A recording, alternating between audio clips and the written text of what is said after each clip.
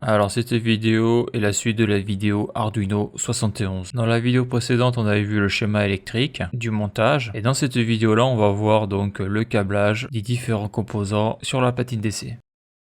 Alors je rappelle que le but de ce montage c'est de contrôler un moteur à courant continu par le biais d'un pont à H, donc qui est un circuit intégré. On va avoir un bouton poussoir pour mettre en marche ou arrêter le moteur. On va avoir un autre bouton poussoir pour faire tourner le moteur dans un sens ou dans l'autre sens. Et on va avoir un potentiomètre pour contrôler la vitesse de rotation du moteur. Grâce au potentiomètre, on pourra faire varier cette vitesse. Donc pour pouvoir faire le montage sur la platine DC, il faudra donc tous ces éléments là. Donc tous ces éléments là on les connaît sauf un qui est celui-là. Donc là on aura besoin d'un potentiomètre, de deux boutons poussoirs, de deux résistances de 10 000 ohms, donc les résistances de rappel qui sont câblées en pull down, le moteur à courant continu donc basique, le clip pour la batterie 9 volts et une batterie de 9 volts, c'est-à-dire une pile. Et ici on a le nouveau composant qui est donc un circuit intégré et qui est le pont en H. D'ailleurs on peut lire sa référence sur une résolution 1080p, on peut le lire, c'est le L293DNE. On remarquera que le circuit intégré, pour pas que les pattes soient pliées ou abîmées dans le transport, le circuit intégré est enfiché dans ce bout de mousse. Donc un petit zoom sur le circuit intégré. On a même, je pense ici, là son numéro de série. Donc là on peut voir sur cette photo que j'ai posé tous les composants. Donc ça n'a pas été facile à mettre le circuit intégré parce qu'on a toujours peur de l'abîmer, c'est-à-dire de casser une patte. Donc à noter, j'en ai pas parlé dans la vidéo précédente, c'est que lorsque l'on veut placer son circuit intégré, il y a un sens de montage. On peut le voir ici, là il y a un petit détrompeur. Le détrompeur, là on le voit bien, ça fait une sorte de petit trou là, un petit renforcement. Donc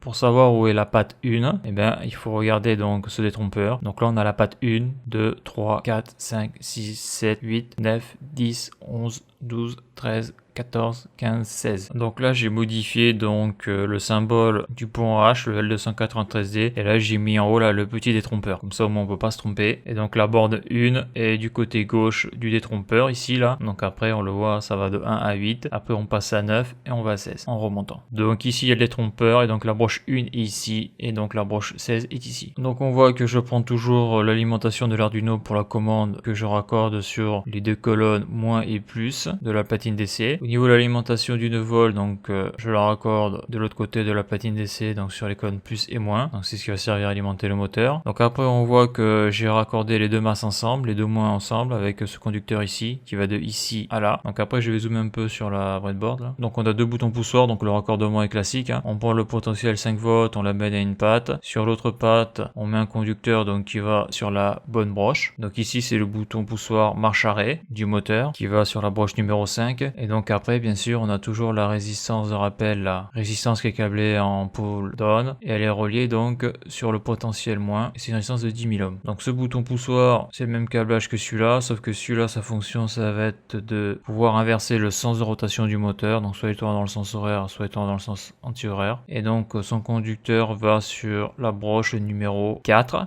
Donc la broche 4 et 5 seront des entrées numériques. Après on a le potentiomètre qui va permettre de faire la variation de vitesse du moteur à courant continu. Donc sur une des pattes je mets le potentiel moins, sur l'autre patte je mets le 5 volts de l'Arduino. Donc après j'ai pas les bonnes couleurs, hein. Je fais avec ce que j'ai dans le starter kit officiel Arduino. Et donc l'autre patte du potentiomètre qui est au milieu ici, donc c'est un potentiomètre de 10 000 ohms, je l'amène directement sur l'entrée analogique à 0. Et donc après on arrive sur le pont en H. Donc là déjà on voit que le moteur est raccordé sur la patte numéro 6 et sur la patte numéro 3, même si on le voit pas trop. Donc à noter que c'est pas si facile que ça à emboîter sur la platine DC, il faut un peu appuyer sur les pattes pour les faire rentrer. Donc j'espère que j'aurai pas de problème de faux contact, en tout cas pas comme les problèmes de faux contact que j'avais avec le potentiomètre où je devais appuyer dessus pour que le contact se fasse bien entre les pattes et la breadboard. Donc sur la patte 1, on voit bien le conducteur qui va sur la broche numéro 9. Donc ça sera la broche numéro 9 sera une sortie qui permettra de mettre en marche ou d'arrêter le moteur. La broche 9 est une sortie PWM et elle va aussi permettre de faire varier la vitesse du moteur, donc en modulant de 0 à 255. Sur la broche numéro 2 du pont H, on va sur la broche numéro 3 de l'Arduino. Donc cette broche sera aussi configurée en sortie car elle va permettre de faire tourner le moteur dans un sens. Et donc sur la patte numéro 7, on voit qu'on a un conducteur qui va sur la broche numéro 2. Donc cette broche sera configurée en sortie, elle permettra de faire tourner le moteur dans l'autre sens. Et après ici sur la patte 1 du pont H, on va directement sur l'alimentation du 9 volts. Donc c'est ce qui va permettre d'alimenter le moteur. Et après ici, là, on a bien sur les pattes 4 et 5 deux conducteurs qui va sur le potentiel moins, sachant que les deux moins sont reliés des deux alimentations. Donc là, on peut voir le câblage de la platine DC sous un autre angle. Et donc la suite de la vidéo, ça sera dans Arduino 73 et on va voir le programme pour faire fonctionner tous ces composants ensemble. Alors voilà pour cette vidéo. Si tu as aimé la vidéo, n'hésite pas à la liker et à la partager. Tu peux t'abonner à la chaîne. Tu peux aller voir les articles de mon blog qui traitent de l'électricité, du chaud et du froid. Et pour ceux qui voudraient me soutenir financièrement dans la reproduction de mes vidéos par un don, le lien est sur la page d'accueil de la chaîne YouTube. Merci et à bientôt pour une prochaine vidéo.